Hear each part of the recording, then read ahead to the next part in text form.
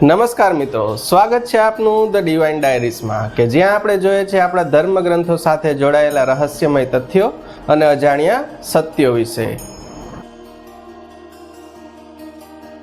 ચૈત્ર માસના પૂર્ણિમાની દિવસે આપણે હનુમાન જન્મોત્સવની ઉજવણી તો કરીએ જ છીએ, પરંતુ શું ભારતના દરેક પ્રદેશમાં આ જ તિથિએ હનુમાન જન્મોત્સવ ઉજવાય છે? ના, અલગ અલગ પુરાણો અને અલગ અલગ પ્રદેશો અનુસાર હનુમાનજીનું પ્રાગટ્ય પણ અલગ અલગ તિથિએ હોવાનું જણાય છે. તો ચાલો આજે આપણે આ વિડીયોમાં આ અલગ અલગ તિથિઓ વિશે જાણીએ. સ્કંદ પુરાણના વૈષ્ણવ ખંડ અનુસાર ચિત્રા નક્ષત્ર યુક્ત પૂર્ણિમાના દિવસે જ્યારે સૂર્ય ભગવાન મેષ રાશિમાં હતા ત્યારે હનુમાનજીનો જન્મ થયેલો હોવાનું જાણવા મળે છે.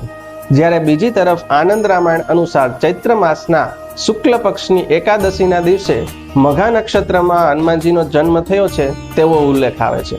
તેમાં એવો પણ ઉલ્લેખ આવે છે કે ઘણા વિદ્વાનો કલ્પભેદના કારણે ચૈત્ર માસની પૂર્ણિમાના દિવસે જ હનુમાનજીનો જન્મોત્સવની ઉજવણી કરે છે.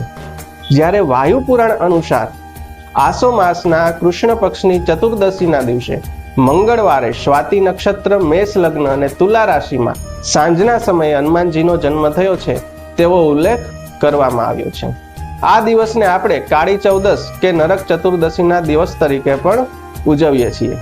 આ દિવસે લોકો હનુમાનજીને અડદના વડા, લાડુ, પાનનું બીડું, ગોળ, ચણા વગેરે જેવા ભોગો ધરે છે તેમજ હનુમાનજીનું ભક્તિભાવપૂર્વક પૂજન કરે છે.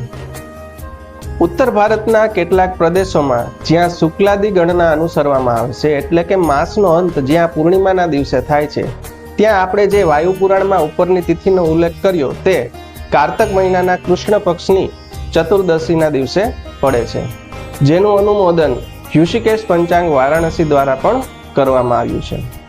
કર્ણાટકમાં માક્ષર મહિનાના શુક્લ પક્ષની તેરસના દિવસે હનુમાનજીના જન્મોત્સવની ઉજવણી કરવામાં આવે છે. ત્યાંના લોકો તેને પ્રેમથી હનુમાન વ્રતમ તરીકે બોલે છે.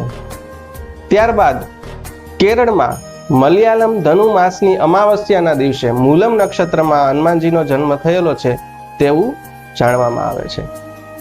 ત્યારબાદ તમને જાણીને આશ્ચર્ય થશે કે આંધ્રપ્રદેશમાં હનુમાનજીના જન્મોત્સવની ઉજવણી સૌથી લાંબી ચાલે છે. ત્યાંના લોકો ચૈત્ર માસની પૂર્ણિમાથી શરૂ કરીને કુલ 41 દિવસ સુધી હનુમાન જન્મોત્સવની ઉજવણી કરે છે. ત્યારબાદ વૈશાખ માસના કૃષ્ણ પક્ષની દસમના દિવસે મહોત્સવનું આયોજન કરવામાં આવે છે.